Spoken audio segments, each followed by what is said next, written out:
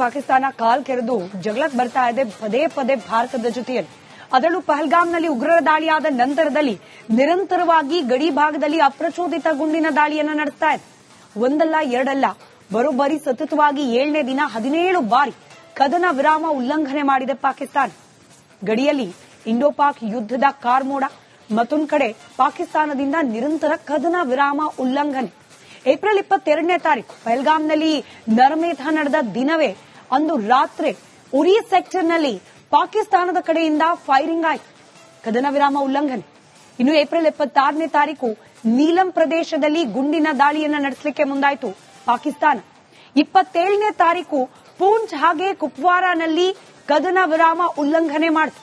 April 28ರಂದು Kupwara ಹಾಗೆ ಅಖ್ನೂರ್, ಬಾರಾಮುಲ್ಲಾದಲ್ಲೂ ಕೂಡ ಕದನ ವಿರಾಮ ಉಲ್ಲಂಘನೆ ಮಾಡುವ ದುಸ್ಸಾಹಸಕ್ಕೆ ಕೈ ಹಾಕಿತು ಪಾಕಿಸ್ತಾನ. ಭಾರತದ ಸೇನೆಯಿಂದ ನೋ ಡೌಟ್ ಪಾಕಿಸ್ತಾನಕ್ಕೆ ತಕ್ಕ ಪ್ರತ್ಯುತ್ತರವನ್ನೇ ನೀಡಲಾಗಿದೆ. ಆದರೆ ಪಾಕಿಸ್ತಾನದ ಈ ಕುತಂತ್ರವನ್ನ ಗಮನಿಸಿದ್ರೆ, ಈ ರೀತಿ ಪದೇ ಪದೇ ಕದನ ವಿರಾಮವನ್ನ ಉಲ್ಲಂಘನೆ ಮಾಡ್ತಿರೋದನ್ನ ಗಮನಿಸಿದ್ರೆ ಭಾರತವನ್ನ ಕನ್ಫ್ಯೂಸ್ ಮಾಡಿ ಎಲ್ಲಿ ಅಪ್ರಚೋದಿತ ಗುಂಡಿನ ದಾಳಿ ಆಗ್ತಿದೆಯೋ ಅಲ್ಲಿಂದಲೇ ಭಾರತದ ಪ್ರತಿದಾಳಿ ಪ್ರಾರಂಭವಾಗಲಿ ಅನ್ನೋ ಪ್ಲಾನಿಂಗ್ ಏನಾದ್ರೂ ಪಾಕಿಸ್ತಾನ ಮಾಡ್ತಿದ್ಯಾ ಅನ್ನೋ ಅನುಮಾನ. ಆದರೆ ಭಾರತ ಯಾವುದೇ ರೀತಿಯ ಗೊಂದಲಕ್ಕೆ ಒಳಗಾಗದೆ ದೆಹಲಿಯಲ್ಲೂ ಕೂಡ ಕೈಗೊಳ್ತಿರುವ ನಿರ್ಧಾರ ಹಾಗೆ ಗಡಿ ಭಾಗದಲ್ಲೂ ಕೈಗೊಳ್ತಿರುವ ನಿರ್ಧಾರ ಸರಿಸಮ ಆಗೋ ರೀತಿಯಲ್ಲಿ ವರ್ತನೆ ಮಾಡ್ತಾ ಇದೆ ಭಾರತದ ಸೇನಾಪಡೆ. ಮತ್ತೊಂದು ಕಡೆ ಪಹಲ್ಗಾಮ್ನಲ್ಲಿ ನಡೆದ ಉಗ್ರ ದಾಳಿಯ ಬಗ್ಗೆ ಇದೀಗ ಎನ್ಐಎ ತನಿಖೆ ಚುರುಕಾಗಿದೆ. ಎನ್ಐಎ ಅಧಿಕಾರಿಗಳು ಮತ್ತಷ್ಟು ರೋಚಕ ಸಂಗತಿಗಳನ್ನ ಕಲೆ ಹಾಕ್ತಿದ್ದಾರೆ. ಉಗ್ರರು ದಾಳಿಗೂ ಮುನ್ನ 2 ದಿನ ಮೊದಲೇ ಬೈಸರನ್ ಕಣಿವೆಯಲ್ಲಿ ಇದ್ರು ಅನ್ನೋ ಬಗ್ಗೆ ಕೂಡ ಸುಳಿವು ಸಿಕ್ಕಿದೆ. ಕೇವಲ ಪಹಲ್ಗಾಮ್ ಅಷ್ಟೇ ಅಲ್ಲ, ಬೇರೆ 3 ಸ್ಥಳಗಳಲ್ಲೂ ದಾಳಿ ನಡೆಸುವ ಪ್ಲಾನ್ ಅನ್ನ ಉಗ್ರರು ಮಾಡಿಕೊಂಡಿದ್ರು ಅನ್ನೋ ಮಾಹಿತಿ ಬಂಧಿತ ಉಗ್ರರ ಸಹಾಯಕರ ವಿಚಾರಣೆ ಸಂದರ್ಭದಲ್ಲಿ ಬಯಲಾಗಿದೆ.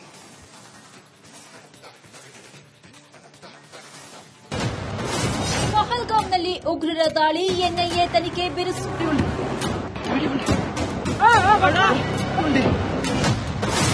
ತನಿಖೆಯಲ್ಲಿ ಮತ್ತಷ್ಟು ರೋಚಕ ಸಂಗತಿಗಳು ಬಯಲು. ಪಹಲ್ಗಾಮ್ ದಾಳಿಗೆ ಇಡೀ ವಿಶ್ವವೇ ಮಮ್ಮಲ ಮರುಗಿದೆ. ಪ್ರಧಾನಿ ಮೋದಿಗೆ ವಿಶ್ವ ನಾಯಕರು ಬೆಂಬಲ ಸೂಚಿಸಿದ್ದಾರೆ. ಇತ್ತ ಮ್ಯಾರಥಾನ್ ಮೀಟಿಂಗ್ ಮಾಡಿ ಮುಗಿಸಿರುವ ಪ್ರಧಾನಿ ಮುಂದಿನ ಕ್ರಮದತ್ತ ಚಿತ್ತ ನೆಟ್ಟಿದ್ದಾರೆ. ಇದೆಲ್ಲದರ ಮಧ್ಯೆ ಎನ್ಐಎ ತನಿಖೆ ಚುರುಕುಗೊಂಡಿದೆ. ಎನ್ಐಎ ತನಿಖಾ ತಂಡ 10 ಹಲವು ಮಾಹಿತಿಗಳನ್ನು ಕಲೆ ಹಾಕಿದೆ.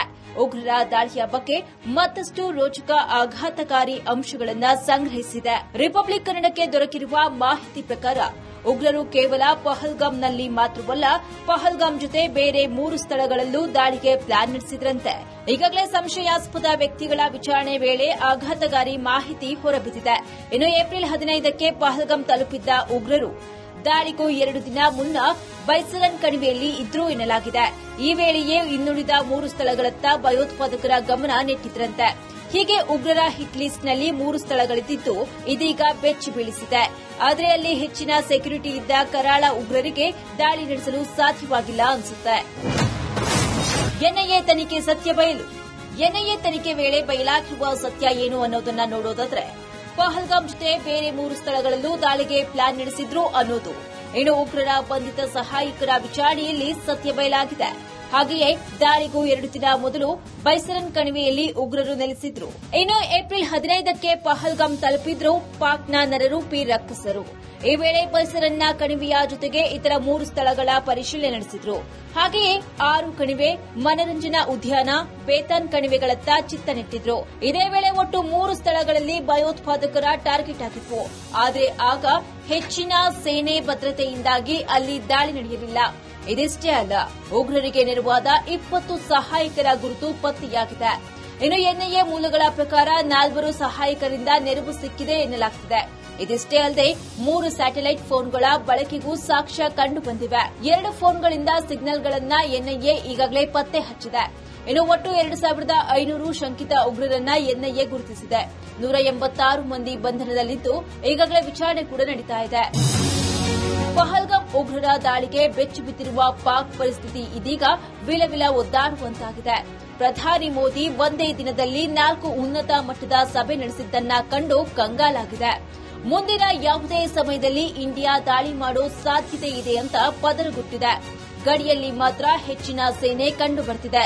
ಸದ್ಯಕ್ಕಂತೂ ಇಂಡೋ ಪಾಕ್ ವಾರ್ ಕಾರ್ಮೋಡವಂತೂ ಕವಿದಿದೆ.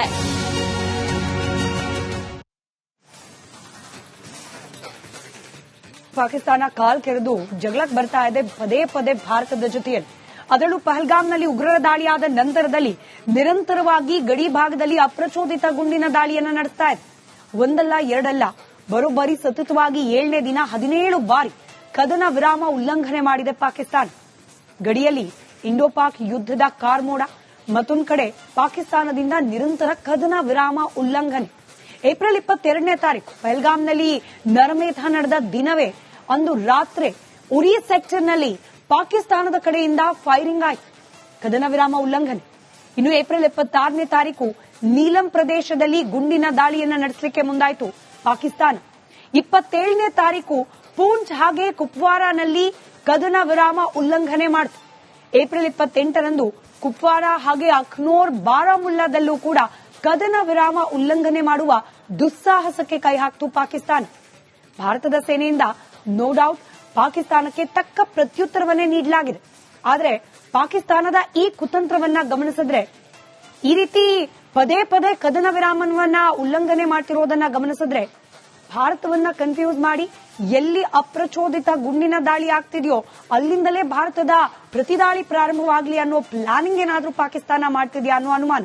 ಆದರೆ ಭಾರತ ಯಾವುದೇ ರೀತಿಯ ಗೊಂದಲಕ್ಕೆ ಒಳಗಾಗದೆ ದೆಹಲಿಯಲ್ಲೂ ಕೂಡ ಕೈಗೊಳ್ತಿರುವ ನಿರ್ಧಾರ ಹಾಗೆ ಗಡಿ ಭಾಗದಲ್ಲೂ ಕೈಗೊಳ್ತಿರುವ ನಿರ್ಧಾರ ಸರಿಸಮ ಆಗೋ ರೀತಿಯಲ್ಲಿ ವರ್ತನೆ ಮಾಡ್ತಾ ಇದೆ ಭಾರತದ ಸೇನಾಪಡೆ.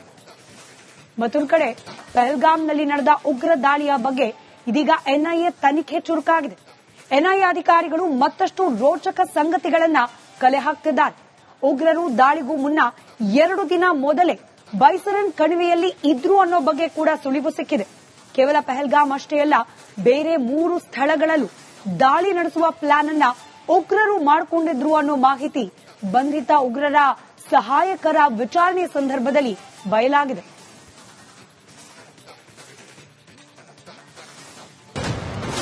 ಪಹಲ್ಗಾಮ್ನಲ್ಲಿ ಉಗ್ರರ ದಾಳಿ, ಎನ್ಐಎ ತನಿಖೆ ಬಿರುಸು.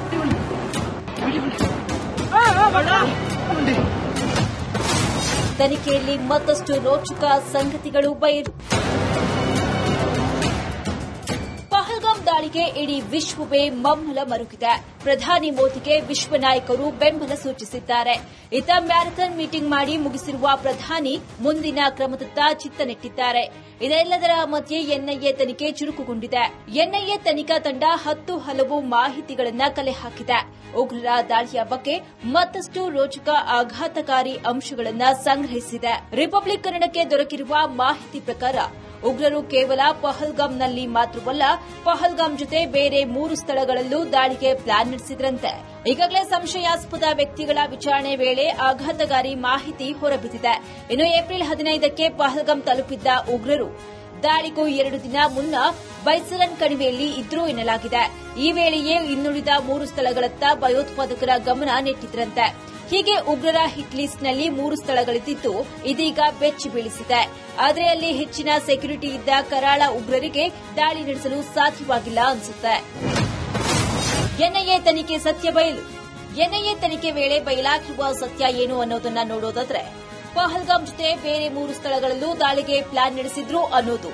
ಇನ್ನು ಉಗ್ರರ ಬಂಧಿತ ಸಹಾಯಕರ ವಿಚಾರಣೆಯಲ್ಲಿ ಸತ್ಯ ಬಯಲಾಗಿದೆ. ಹಾಗೆಯೇ ದಾಳಿಗೂ 2 ದಿನ ಮೊದಲು ಬೈಸರನ್ ಕಣಿವೆಯಲ್ಲಿ ಉಗ್ರರು ನೆಲೆಸಿದ್ರು. ಇನ್ನು ಏಪ್ರಿಲ್ 15ಕ್ಕೆ ಪಹಲ್ಗಾಮ್ ತಲುಪಿದ್ರು ಪಾಕ್ನ ನರರೂಪಿ ರಕ್ಕಸರು. ಈ ವೇಳೆ ಬೈಸರನ್ನ ಕಣಿವೆಯ ಜೊತೆಗೆ ಇತರ 3 ಸ್ಥಳಗಳ ಪರಿಶೀಲನೆ ನಡೆಸಿದ್ರು. ಹಾಗೆಯೇ 6 ಕಣಿವೆ, ಮನರಂಜನಾ ಉದ್ಯಾನ, ಬೇತಾನ್ ಕಣಿವೆಗಳತ್ತ ಚಿತ್ತ ನೆಟ್ಟಿದ್ರು. ಇದೇ ವೇಳೆ ಒಟ್ಟು 3 ಸ್ಥಳಗಳಲ್ಲಿ ಭಯೋತ್ಪಾದಕರ ಟಾರ್ಗೆಟ್ ಆಗಿತ್ತು. ಆದರೆ ಆಗ ಹೆಚ್ಚಿನ ಸೇನೆ ಭದ್ರತೆಯಿಂದಾಗಿ ಅಲ್ಲಿ ದಾಳಿ ನಡೆಯಲಿಲ್ಲ. ಇದಿಷ್ಟೇ ಅಲ್ಲ, ಉಗ್ರರಿಗೆ ನೆರವಾದ 20 ಸಹಾಯಕರ ಗುರುತು ಪತ್ತೆಯಾಗಿದೆ. ಇನ್ನು ಎನ್ಐಎ ಮೂಲಗಳ ಪ್ರಕಾರ 4 ಸಹಾಯಕರಿಂದ ನೆರವು ಸಿಕ್ಕಿದೆ ಎನ್ನಲಾಗುತ್ತಿದೆ. ಇದಿಷ್ಟೇ ಅಲ್ಲದೆ 3 ಸ್ಯಾಟಲೈಟ್ ಫೋನ್ಗಳ ಬಳಕೆಗೂ ಸಾಕ್ಷ್ಯ ಕಂಡು ಬಂದಿವೆ. 2 ಫೋನ್ಗಳಿಂದ ಸಿಗ್ನಲ್ಗಳನ್ನ ಎನ್ಐಎ ಈಗಾಗಲೇ ಪತ್ತೆ ಹಚ್ಚಿದೆ. ಇನ್ನು ಒಟ್ಟು 2500 ಶಂಕಿತ ಉಗ್ರರನ್ನ ಎನ್ಐಎ ಗುರುತಿಸಿದೆ. 186 ಮಂದಿ ಬಂಧನದಲ್ಲಿದ್ದು ಈಗಾಗಲೇ ವಿಚಾರಣೆ ಕೂಡ ನಡೀತಾ ಇದೆ. ಪಹಲ್ಗಾಮ್ ಉಗ್ರರ ದಾಳಿಗೆ ಬೆಚ್ಚಿ ಬಿದ್ದಿರುವ ಪಾಕ್ ಪರಿಸ್ಥಿತಿ ಇದೀಗ ವಿಲವಿಲ ಒದ್ದಾಡುವಂತಾಗಿದೆ.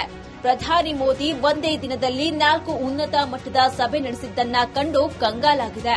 ಮುಂದಿನ ಯಾವುದೇ ಸಮಯದಲ್ಲಿ ಇಂಡಿಯಾ ದಾಳಿ ಮಾಡೋ ಸಾಧ್ಯತೆ ಇದೆ ಅಂತ ಪದರಗುಟ್ಟಿದೆ.